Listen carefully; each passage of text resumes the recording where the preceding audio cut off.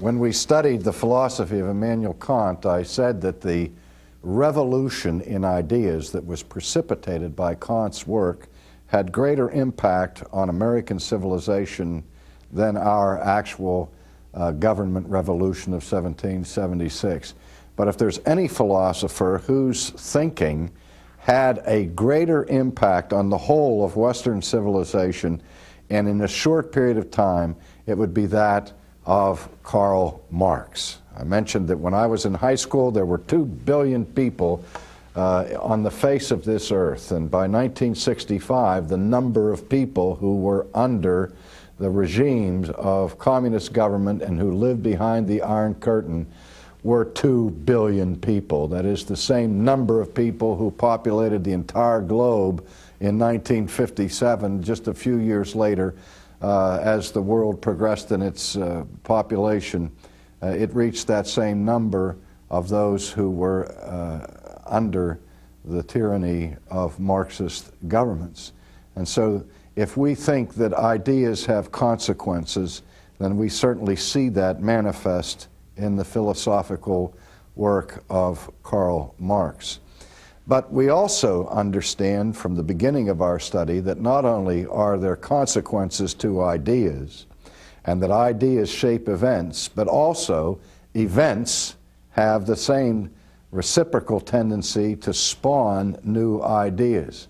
And if you look at the biography of Karl Marx, you will see something dramatic that took place in his childhood that had a tremendous impact on his thinking and consequently on the whole world. When he was a boy, he was born into a Jewish family in Germany. And his father was a prosperous merchant. And the family had to move to another city. And when they moved to the new city, the city was dominated by members of the Lutheran Church. And for business purposes, Karl Marx's father joined the Lutheran Church because he thought that it would help in his business. And this had a tremendous impact on this young boy. He was completely disillusioned by this and saw in that experience that what was driving his own family and his own personal environments was not religion or faith or ideas, but economics. And he never forgot that. And as he went to England later on and studied in the British Museum and sat there and contemplated the history of the world, he had been a student of Friedrich Hegel, and he agreed with Hegel's idea that history moved in a dialectic process, but he disagreed with his mentor who developed idealistic materialism, and Marx produced his theory of dialectical materialism. That is, he said that history is driven by the conflict not of spiritual ideas or logical concepts, but rather through the very real concrete impulses of material concerns, particularly with respect to the clash of economic systems. And he said the way in which this manifests itself outwardly in the shaping of society and of world culture is in what he called the class struggle. And looking back over the course of history, he saw that people had gone through various stages of transition from the feudal system of the Middle Ages to the agrarian economy that followed it, and then later on into the Industrial Revolution, which provoked a crisis, according to Marx, that reached deep into the human spirit. You know that the traditional way in which we've defined the uniqueness of man is to describe man as Homo sapiens, which means man the wise. That is, our uniqueness has been rooted and grounded in our intellectual capacity, in our ability to reflect upon our own existence and that sort of thing. Well, Marx rejected that view of man and said that the proper definition for the uniqueness of the human race should be found in this expression, Homo Faber. You understand that in the Germanic world, a factory is called a Fabrik, and the Fabrik is the place where things are manufactured or are made. And so that's the basic word behind this, and Homo Faber means literally man the maker, or man the worker. And what Marx was saying at this point is that what defines our human existence, where we eat and drink and sleep, is centrally related to our work. Whenever you meet somebody for the first time, you ask them three questions. You ask them their name, where they live, and then you ask them, what do you do? And that expresses the concern that we have to identify our own existence in terms of our vocation or in terms of our labor. Now, Marx, as he analyzed the movement of history, said that our deepest existence is rooted in our work, and that what happened with the Industrial Revolution and the conquest of capitalism as an economic system, particularly in the Western world, produced in the human spirit a profound alienation. And it's the alienation of the individual from the fruit of his labor. And he saw this as a crisis that would bring about radical changes in the future structures of society.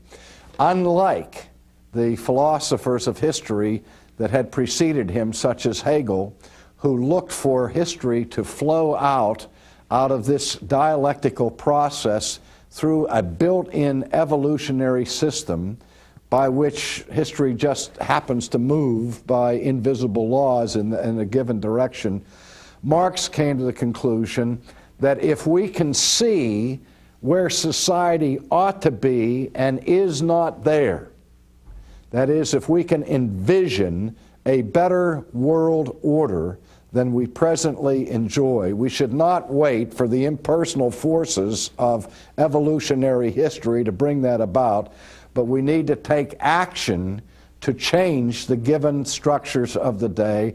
And so he advocated the use of violence to bring about the improvement of man's economic condition.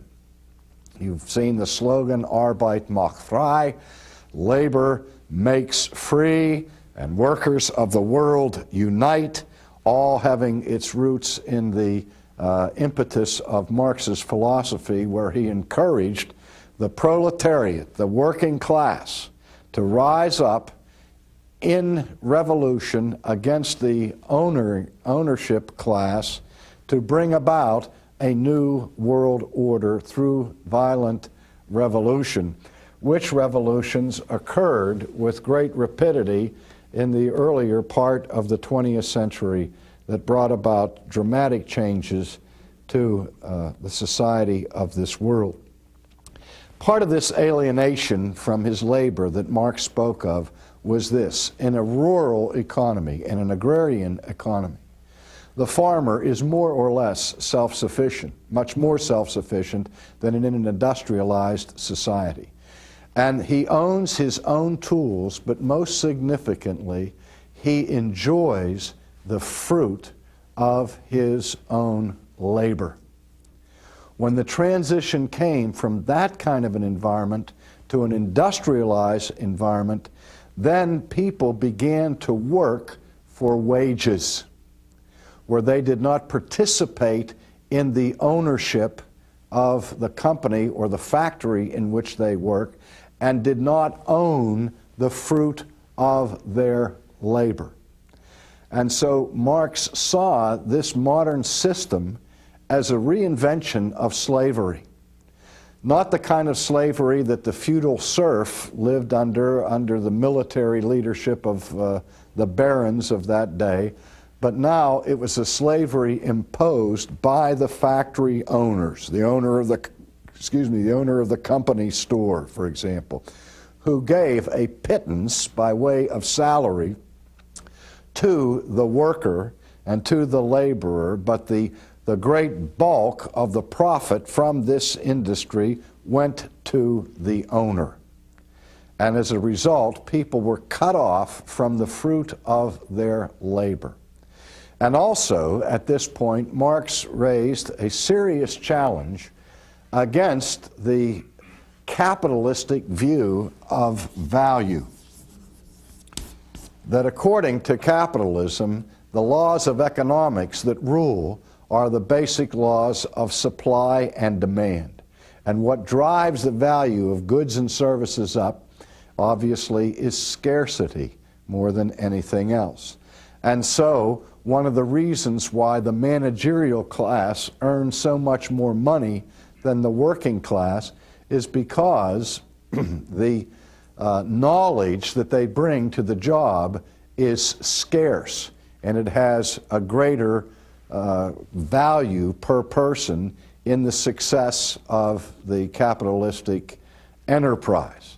That is, people who have entrepreneurial skills and gifts and who are knowledgeable technicians and so on get higher wages than unskilled laborers because there's a competitive marketplace, and their scarcity of knowledge and gifts and talents drives up their value as wage earners in the marketplace, just as the scarcity of goods drives up the price of goods in the marketplace.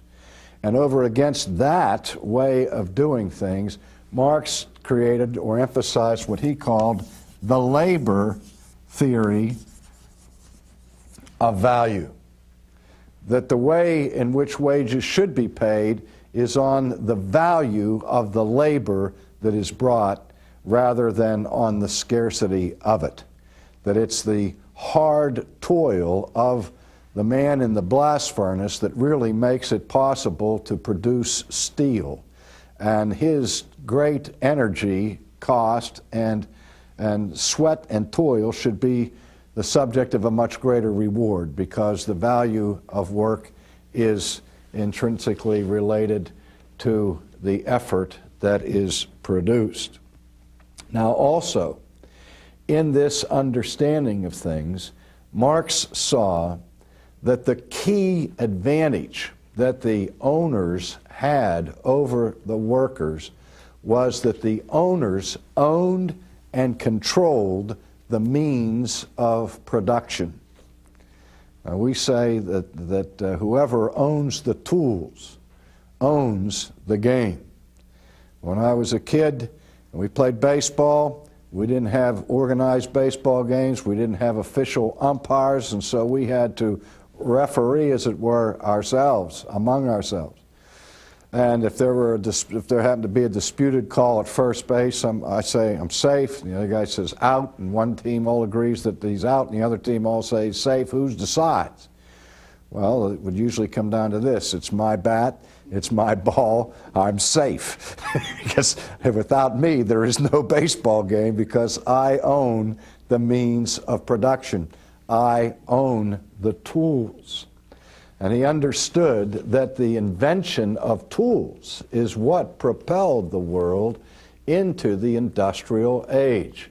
Because what tools do is save labor. They are labor-saving devices. And that tools have the unique ability to bring about exponential increases in production. You take your front lawn and you want to keep your front lawn manicured. There are different ways that you can do it.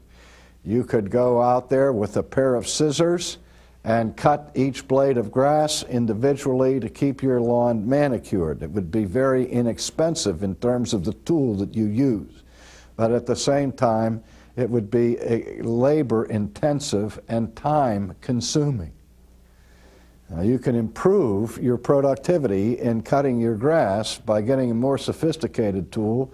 You could perhaps buy a push lawnmower and do the job in much less time with much less effort than you would with a pair of scissors. But however, to do that costs more money, because the lawnmower costs more than the pair of scissors. And then you can go beyond that to a power mower and reduce your time even further and your effort even further, but your expense goes up for that particular tool. And you can go to the next level of a riding lawnmower, which makes it all the quicker and easier on you, but more expensive. And so the point is that as tools become more sophisticated, they have the capacity to increase production radically. You take the American farmer and compare him to a third world farmer, and the two farmers may be of the same physical strength and the same native intelligence, but one produces 100 times more wheat than the other one, and the basic reason is that the American farmer has the sophisticated tools and equipment to increase his production, where the man in the third world is using a mule and a wooden plow, perhaps. And so Marx understood how the means of production drive economic growth and prosperity. But the problem he saw in all of this alienation was it is the ownership class who owns the tools. And because they own the tools, they have the power to exploit the workers they hire at their wages, but all of the profit goes to the owner. And this produces enmity, alienation, and the class struggle. You can see this right now in professional sports, where the players are saying, I want high salary because without me nobody comes to the stadium. And the owner says, wait a minute, I'm the one that invested in this venture in the first place. I'm the one who took the risk. It's my capital that made this possible. And not only that, but the value of this sport has been contributed to by all those who came before you to build up this franchise. Why do you think that this group should suddenly get all of reap the profits when they haven't put the expenses in? The other ones on the other side are saying, but wait a minute, because of our skill and our labor, you're reaping hundreds of millions of dollars and I want a piece of it. And so you have conflict, you have lockouts, you have strikes, you have all of that going on because you're having a struggle over economics and a kind of class warfare. And so what Marx called for was the ownership of the means of production by the state, to get rid of private ownership of the means of production, because he believed by the states owning the tools and owning the means of production, then there would be a great leveling of benefits to all of the people, and that everybody would profit equally from the welfare of the state, from each according to his ability, to each according to his need. But for that to happen takes revolution, because the structures that are in place in capitalistic societies, according to Marx, are established really on the basis of economic vested interest. And a whole superstructure of that society is built on these economic forces, and they are designed in order to safeguard and perpetuate the vested interests of the ruling class.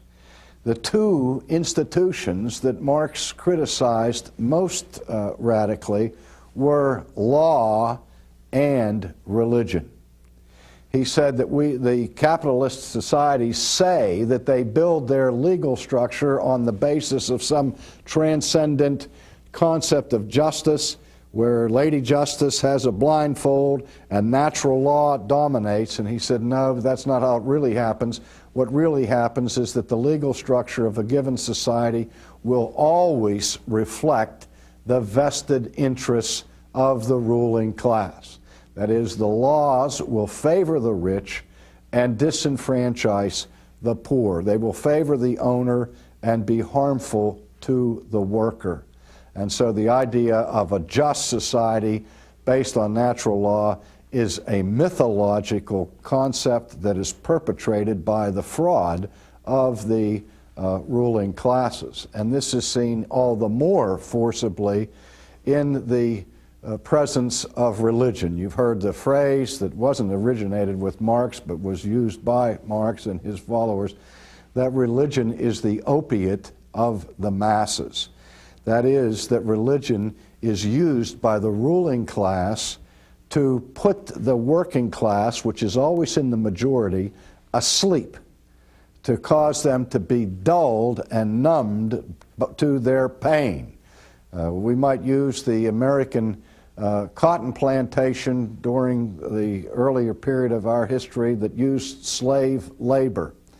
And the slaves were encouraged to enjoy their religion and to sing their songs, which featured a future reward based upon present obedience. It's "Swing Low, Sweet Chariot, coming forth to carry me home. I looked over Jordan, and what did I see? A band of angels coming after me." The idea was, keep your eyes on heaven, because you're not going to get anything here, but if you behave yourself and be a good slave, then when you die, you'll go to heaven and God will reward you there. And so Marx said that religion is invented by the ruling class to maintain control over the masses and is used as a tool to exploit them. That's why he wanted to get rid of not only the false juridical structures of capitalistic society, but also of the religions, the organized religion that was used as a tool by the owners to keep the workers in line. Now, his own philosophical structure had its religious elements. It had its saints and its heroes that were virtually adored and worshiped, and he gave them all a future promise, a utopian eschatology, where for Marx, heaven would be heaven on earth that would be realized by a classless society in which the free development of each individual person would translate into the free development of all. As I said, there's probably been no philosophical system that has had such a rapid and radical impact on people's lives in the history of the West and the East than Marxism. And yet at the same time, there's probably never been a philosophy that promised more and produced less than this one. No philosophy that's plunged more people into such abject misery as this one has, because Marx's theories violated the basic laws of growth in prosperity and wealth for people. And it has proven to be an unqualified disaster, and probably the last bastion of Marxism left in this world today, as some commentators have said, is the American university system.